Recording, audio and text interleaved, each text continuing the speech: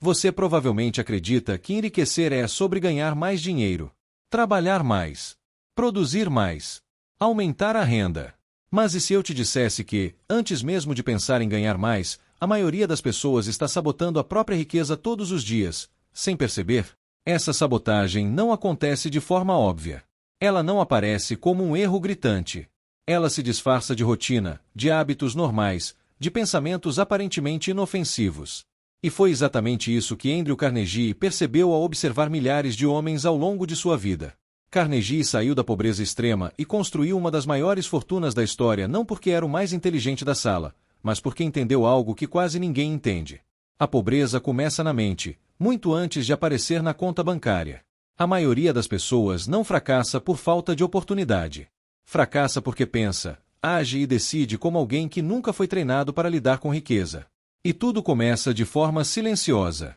Você acorda, repete o mesmo dia, consome as mesmas informações, reclama das mesmas coisas, e chama isso de vida normal. Mas Carnegie diria que isso não é normal. Isso é condicionamento. Desde cedo, fomos ensinados a buscar segurança, não crescimento. A evitar riscos, não a dominá-los. A trocar tempo por dinheiro, como se esse fosse o único caminho possível. E quando alguém questiona isso, a reação é quase automática. Isso não é para mim. Isso é sorte. Isso é coisa de gente diferente. Essa é a primeira sabotagem. A crença de que riqueza pertence a um tipo específico de pessoa, e não a você. Carnegie observava que homens igualmente capazes seguiam destinos completamente diferentes. Alguns prosperavam. Outros passavam a vida inteira lutando para sobreviver. A diferença não estava no talento. Estava na mentalidade com que eles enxergavam o dinheiro, o trabalho e o tempo. O homem que acredita que nasceu para obedecer, obedecerá a vida inteira. O homem que acredita que nasceu para criar, criará oportunidades onde os outros veem obstáculos. E aqui está algo desconfortável. Ninguém te impede de enriquecer mais do que você mesmo. Não é o governo. Não é o sistema. Não é o chefe. É a soma diária de pequenas decisões que parecem inofensivas. Como aceitar um trabalho que você odeia e chamar isso de realismo? Como gastar tudo que ganha e chamar isso de merecimento? Como adiar decisões difíceis e chamar isso de paciência? Carnegie dizia que riqueza exige uma relação madura com o desconforto. Enquanto a maioria foge dele, o homem próspero aprende a usá-lo. Outro ponto que ele enxergava com clareza. A maioria das pessoas trabalha duro, para os sonhos de outra pessoa. Elas se esforçam. Elas se dedicam. Elas são disciplinadas. Mas toda essa energia é canalizada para construir algo que nunca será delas. E quando o dia termina, resta apenas cansaço. Carnegie não condenava o trabalho duro. Ele condenava o trabalho duro sem visão. Trabalhar sem entender como o dinheiro funciona é como encher um balde furado. Não importa o quanto você coloque dentro, sempre estará vazio no final. E aqui surge outra sabotagem diária. Não estudar dinheiro. As pessoas estudam anos para trabalhar, mas passam a vida inteira sem estudar como o dinheiro realmente se multiplica. Elas aprendem a ganhar, mas nunca aprendem a manter, investir ou expandir. Carnegie entendia que o dinheiro respeita quem o respeita, e ignora quem o trata como algo emocional. Se você gasta para aliviar frustração, o dinheiro vai embora. Se você gasta para provar algo aos outros, ele desaparece. Se você gasta sem intenção, ele não cria raízes. Riqueza não é apenas acumular, é direcionar. E talvez o maior erro de todos seja este: a crença de que você ainda não está pronto. Carnegie começou pequeno, extremamente pequeno, mas começou antes de se sentir pronto. A maioria espera o momento perfeito, o conhecimento perfeito, a segurança perfeita. Esse momento nunca chega.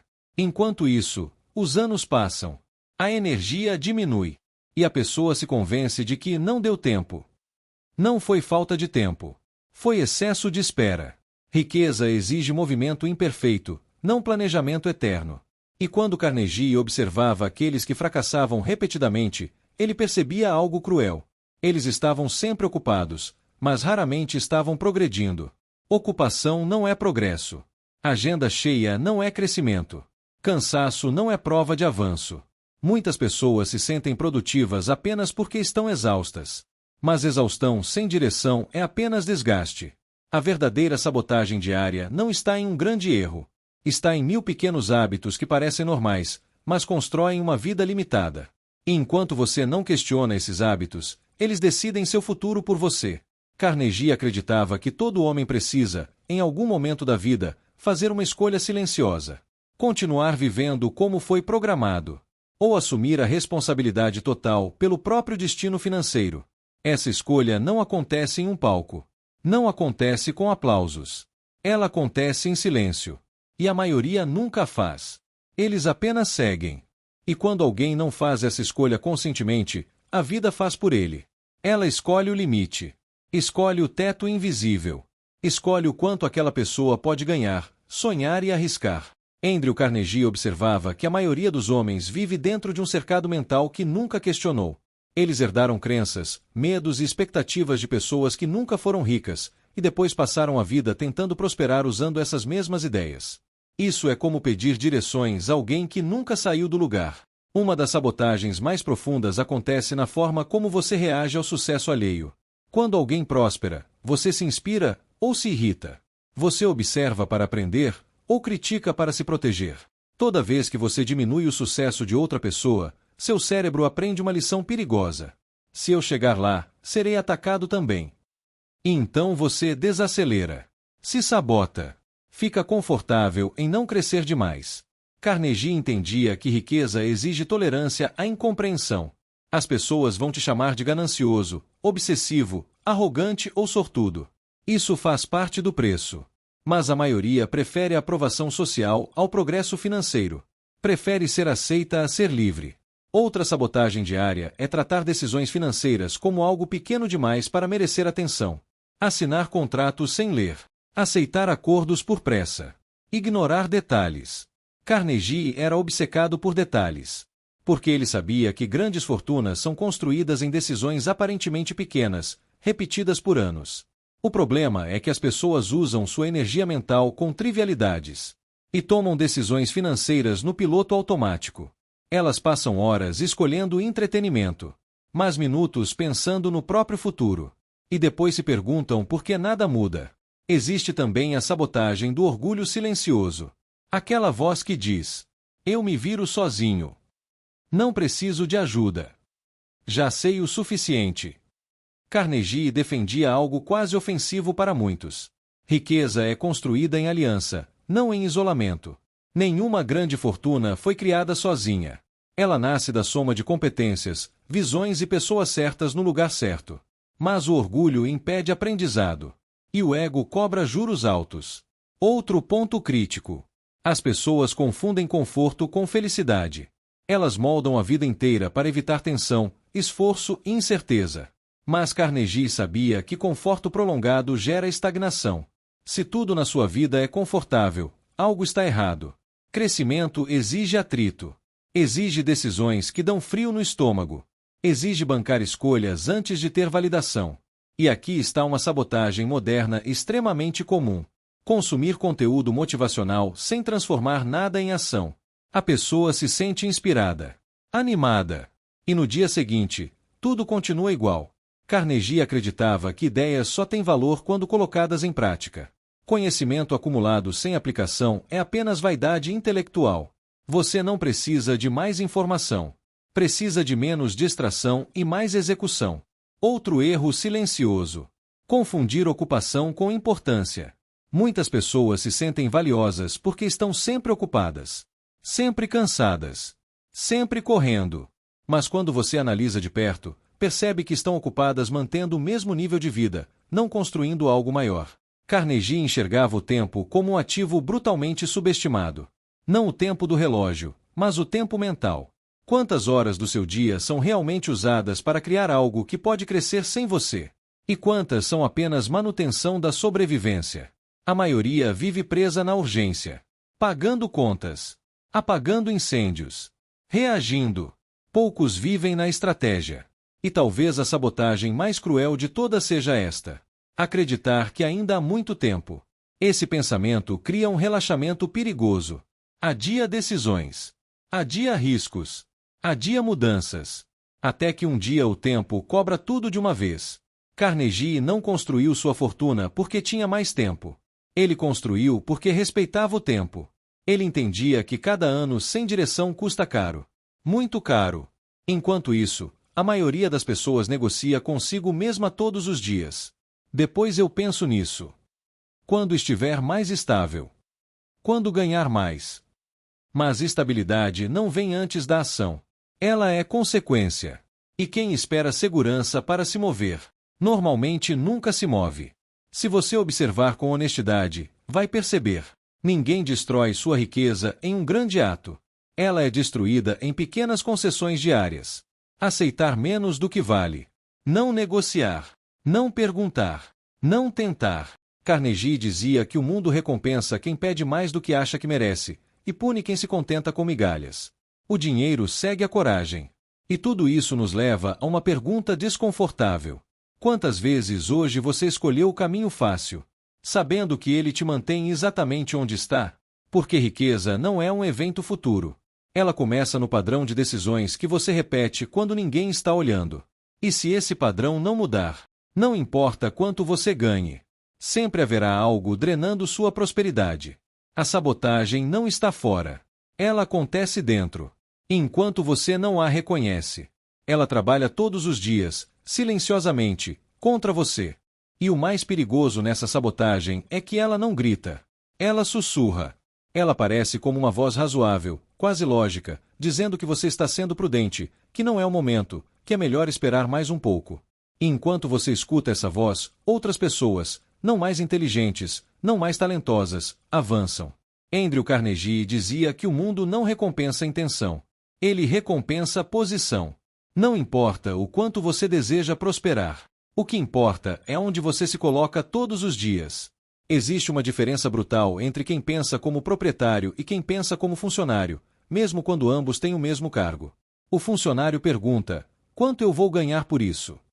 O construtor pergunta: o que isso pode se tornar? A maioria nunca faz essa segunda pergunta. E essa omissão custa uma vida inteira. Outra sabotagem silenciosa é o apego emocional ao dinheiro.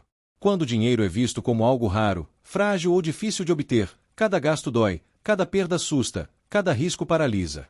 Carnegie entendia que dinheiro não gosta de medo. Ele flui para onde há clareza, intenção e estrutura. Quem trata o dinheiro como algo sagrado demais acaba nunca multiplicando. Quem o trata como algo descartável, perde. Mas quem o trata como uma ferramenta estratégica, cresce. E aqui está um ponto que quase ninguém aceita.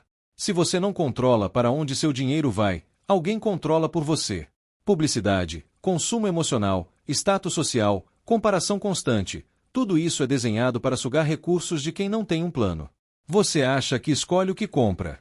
Na maioria das vezes, você reage. Carnegie observava que pessoas ricas pensam em termos de sistemas. Pessoas pobres pensam em termos de eventos. Um ganho isolado não muda uma vida. Um sistema bem construído muda tudo. Mas construir sistemas exige paciência. E paciência não é esperar. É continuar agindo quando os resultados ainda não aparecem. Outra sabotagem diária é ignorar o poder do ambiente. Você se torna a média das conversas que escuta, das ideias que aceita, das ambições que considera normais. Se ao seu redor todos reclamam de dinheiro, se todos enxergam riqueza como algo distante ou suspeito, se todos zombam de quem tenta algo diferente, você vai precisar de uma força mental enorme para não se moldar a isso. Carnegie escolhia cuidadosamente com quem convivia, não por arrogância, mas por sobrevivência intelectual. Ambientes moldam padrões. Padrões moldam destinos. E talvez a sabotagem mais comum de todas seja esta: confundir humildade com autossabotagem. Existe uma diferença enorme entre ser humilde e se diminuir, entre reconhecer limites e aceitar menos do que você pode construir. Muitas pessoas não se permitem crescer porque acreditam que isso seria querer demais. Mas o mundo não pune quem quer mais. Ele apenas testa se a pessoa aguenta sustentar esse querer. Riqueza exige identidade.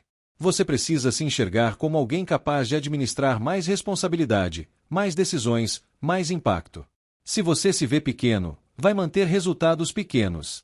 E nada disso muda com um evento único. Muda com repetição. Com decisões feitas quando ninguém aplaude. Com escolhas que não rendem elogios imediatos. Com disciplina silenciosa. Carnegie não acordava motivado todos os dias. Ele acordava comprometido. Motivação oscila. Compromisso constrói. E aqui está uma verdade que poucos gostam de ouvir. Ninguém descobre o caminho da riqueza. Ele é construído, ajuste após ajuste. Você testa, erra, corrige, insiste, enquanto a maioria desiste porque não deu certo rápido. E sempre que alguém desiste cedo, reforça uma crença perigosa. Isso não funciona. Não funciona para quem abandona. A sabotagem diária também aparece quando você evita olhar para números. Evita encarar gastos. Evita medir resultados. O que não é medido não melhora. O que não é observado se perde. Carnegie sabia exatamente onde estava cada centavo. Não por obsessão, mas por consciência. Consciência cria controle. Controle cria crescimento. E talvez a última grande sabotagem seja viver para parecer bem, em vez de viver para estar bem. Status consome recursos que liberdade constrói. A necessidade de aprovação custa caro. Enquanto você tenta impressionar pessoas que não pagam suas contas, você se distancia de quem você poderia se tornar. Riqueza não é barulhenta no início. Ela é discreta, quase invisível. Ela cresce nos bastidores, enquanto o mundo está distraído. E a pergunta que fica, agora mais clara do que nunca, não é se você tem potencial para enriquecer. A pergunta é: quantos hábitos você está disposto a abandonar para não continuar sabotando sua própria riqueza? Porque enquanto você não muda o padrão continua decidindo por você. Então vamos fechar isso da forma certa. Sem pressa. Sem frases vazias. Com verdade. Porque depois de tudo que foi dito, fica claro que a sabotagem da sua riqueza nunca foi um acidente. Ela foi tolerada. Tolerada quando você aceitou menos para evitar conflito. Quando escolheu conforto em vez de crescimento. Quando adiou decisões importantes esperando sentir segurança. A vida nunca vai te avisar que você está ficando para trás. Ela simplesmente segue. E um dia você percebe que trabalhou duro, foi responsável, fez tudo certo. Mas construiu pouco do que realmente desejava. Andrew Carnegie entendia algo que ainda hoje incomoda. O mundo não é justo, mas é previsível. Ele recompensa quem assume responsabilidade total. E ignora quem terceiriza a própria vida para circunstâncias, pessoas ou sistemas. Enquanto você culpar fatores externos, você entrega o controle. E controle é a base de qualquer riqueza. Riqueza não começa com dinheiro.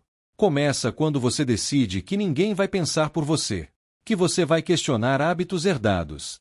Que vai desconfiar de conselhos de quem nunca construiu nada. Que vai parar de confundir sobrevivência com progresso. O momento mais perigoso da vida financeira de alguém não é quando falta dinheiro. É quando tudo está mais ou menos.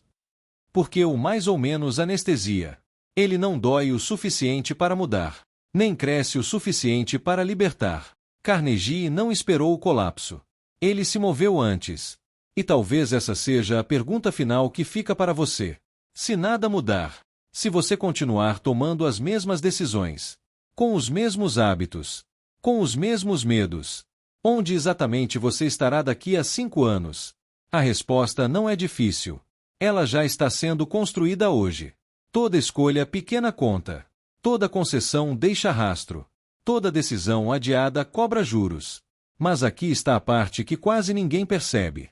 O mesmo poder que constrói essa sabotagem pode ser usado para revertê-la. No dia em que você decide estudar dinheiro com seriedade. No dia em que escolhe ambiente melhor. No dia em que aceita desconforto como parte do jogo. No dia em que para de pedir permissão para crescer. Nada explode. Nada muda da noite para o dia. Mas algo interno se realinha. E esse realinhamento muda tudo. Carnegie dizia que o verdadeiro ponto de virada na vida de um homem é quando ele para de se ver como vítima das circunstâncias e passa a se enxergar como autor do próprio destino. A partir desse momento, cada decisão pesa mais.